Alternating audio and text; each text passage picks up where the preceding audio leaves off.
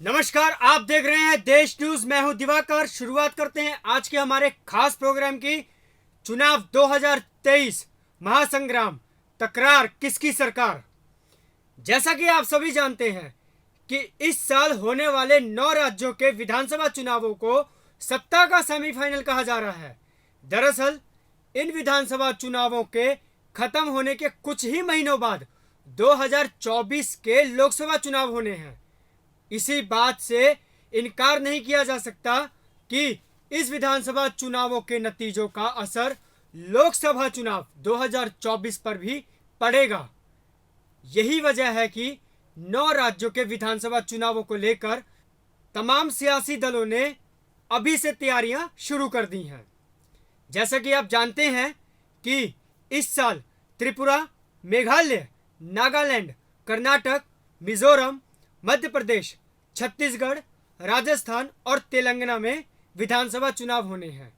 सभी राज्यों में सियासी बिसात बिछाई जाने वाली है और राजनीति समीकरणों को कसौटी पर कसा जाने लगा है। वहीं इन 9 राज्यों के विधानसभा चुनावों में विपक्षी दल से लेकर बीजेपी की चुनावी मशीनरी तक सबका प्रशिक्षण होने वाला है। चलिए आइए जानते हैं कि सियासी दलों में कौन कितने पानी में है। त्रिपुरा में बीजेपी की मुसीबत बढ़ा सकते हैं क्षेत्रीय दल। जैसा कि आप जानते हैं कि 2023 में सबसे पहले चुनाव पूर्वोत्तर राज्यों में हुए। इनमें से एक त्रिपुरा में बीजेपी के सामने सत्तारूढ़ दल होने के नाते दोबारा एक वापसी चुनौती कर रही है। साल 2018 की बात की जाए तो बीजेपी ऐतिहासिक प्रदर्शन करते हुए 35 सीटें जीती थी। जैसा कि आप सबको याद है, बीजेपी को मुख्यमंत्री भी बदलना पड़ा था। इस बार बीजेपी के सामने कांग्रेस आम दलों के गठबंधन के इतर तृणमूल कांग्रेस को एक और अलग चौथा मोर्चा, जिसे तिप्रा मोथा ने मुश्किल बढ़ा दी है। अब आप सोच रहे होंगे कि तिप्रा मोथा क्या है। त्रिपुरा राज परिवार के वंशज प्रद्योत विक्रम माणिक्य देववर्मन की नवगठित आदिवासी पार्टी का नाम त्रिपुरा मोथा है। फिलहाल बीजेपी और कांग्रेस दोनों से ही दूरी बना रखी है, लेकिन इसका प्रभाव राज्य की 20 आरक्षित सीटों पर पड़ सकता है। अब हम बात करेंगे मेघालय की। तो मेघालय में बीजेपी कांग्रेस के लिए एक एनपीपी बनेगी। जैसा कि आप जानते हैं कि 2018 में एनपीपी के साथ गठबंधन करके एक सरकार बना ली थी, लेकिन इस बार के विधानसभा चुनावों में एनपीपी ने एनडीए से अलग होकर अकेले चुनाव लड़ने का भी ऐलान किया है। इन राज्यों में बीजेपी का कुछ खास जनाधार नहीं है, लेकिन मेघालय में कांग्रेस विधायकों के तृणमूल कांग्रेस में शामिल होने से टीएमसी के मुख्य विपक्षी दल बन चुके हैं। अगर इसको आसान शब्दों में कहें तो राज्य में कांग्रेस के लिए सत्ता में आना दूर की कौड़ी होगा। वहीं बीजेपी के लिए अपनी सियासी जमीन बचाना एक प्राथमिकता होगी। चलिए अब हम बात करते हैं नागालैंड में कांग्रेस के एनडीपीपी और बीजेपी गठबंधन से पार पाना मुश्किल होगा या नहीं। इसी साल पहली तिमाही में अगर नागालैंड में विधानसभा चुनाव होने हैं और अगर देखा जाए तो नागालैंड के मुख्यमंत्री नेफ्यू रियो की अगुवाई में बीजेपी के साथ गठबंधन की सरकार चल रही है। वहीं एनडीपीपी के अध्यक्ष नेफ्यू रियो 9 बार नागालैंड के मुख्यमंत्री भी रहे हैं। इस बार के विधानसभा चुनाव से पहले बीजेपी ने नेशनल डेमोक्रेटिक प्रोग्रेसिव पार्टी के साथ 20 सीटों पर समझौता किया था। साल 2018 में बीजेपी ने 20 सीटों में से 12 सीटें हासिल की थी। अगर इसको भी आसान शब्दों में कहा जाए तो कांग्रेस के लिए इस गठबंधन से पार पाना बेहद ही मुश्किल है। वहीं हम बात करेंगे कर्नाटक की। तो कर्नाटक में बीजेपी कांग्रेस में एक कांटे की टक्कर लगातार जारी है। वहीं बीते सालों में अगर देखा जाए तो कर्नाटक में हिसाब समेत कई मुद्दे लगातार सुर्खियों में छाए हुए हैं और बीजेपी इस बार के विधानसभा चुनाव में कर्नाटक के सीएम बसवराज बोम्मई के चेहरे पर ही चुनाव लड़ने की तैयारी कर रही है और कांग्रेस ने भी कमर कस ली है। वहीं बात की जाए कि डी के शिव कुमार और सिद्धारमैया के बीच भी सियासी का खींचतान लगातार कांग्रेस की मुश्किलें बढ़ा सकता है। क्षेत्रीय दल जेडीएस कन्नड़ गौरव की अगर बात की जाए तो किंग मेकर की भूमिका आकर एचडी कुमार स्वामी को फिर सीएम पद पर देखने की ख्वाहिश पाल रहा है। बीजेपी के करीब रहे रेड्डी बंधुओं से एक जनार्दन रेड्डी में अलग पार्टी बनाकर बीजेपी के माथे पर बल ला दिए हैं। वहीं कांग्रेस और जेडीएस के बीच गठबंधन को लेकर अब तक फैसला नहीं हुआ। कर्नाटक में जो विधानसभा चुनाव होने हैं उनके नतीजों को देखना बेहद ही दिलचस्प होगा। और वहीं अगर बात की जाए तेलंगाना के केसीआर में, इसका मुकाबला आसान नहीं होगा। और जहां तक देखा जाए बात बीजेपी की आती है तो बीजेपी तेलंगाना के सीएम के चंद्रशेखर राव लगातार 2 बारी चुनाव जीत भी चुके हैं। टीआरएस और बीआरएस बन चुकी केसीआर की पार्टी लगातार तेलंगाना में गहरी पैठ में है। वहीं बात अगर की जाए बीजेपी की तो बीजेपी ने राज्य में अपनी जड़ें तो मजबूत कर ली और टीआरएस के नेताओं को पार्टी में शामिल भी कर लिया है।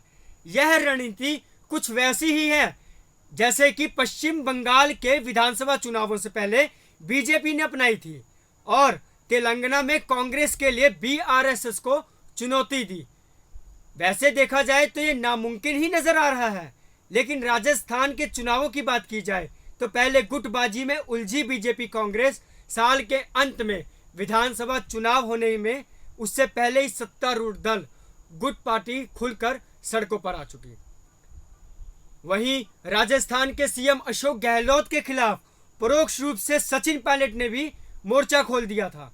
आपको याद होगा कि गहलोत और पायलट के बीच भी अदावत का हल निकालना कांग्रेस के लिए बेहद जरूरी था, जिसको लेकर बीजेपी की आला कमान के साथ पूर्व सीएम वसुंधरा राजे ने भी रिश्तों में खींचोतानी की खबर सुर्खियों में चली थी। कुल मिलाकर अगर देखा जाए तो कांग्रेस और बीजेपी दोनों के लिए हालात आसान नहीं है, लेकिन पायलट और गहलोत के बीच तकरार से कांग्रेस की राह ज्यादा मुश्किल नजर आती है। यदि हम बात करेंगे छत्तीसगढ़ के चुनावों की तो छत्तीसगढ़ में बीजेपी के लिए भी अपनी सियासी जमीन वापस खींचने की चुनौती दे रहा है।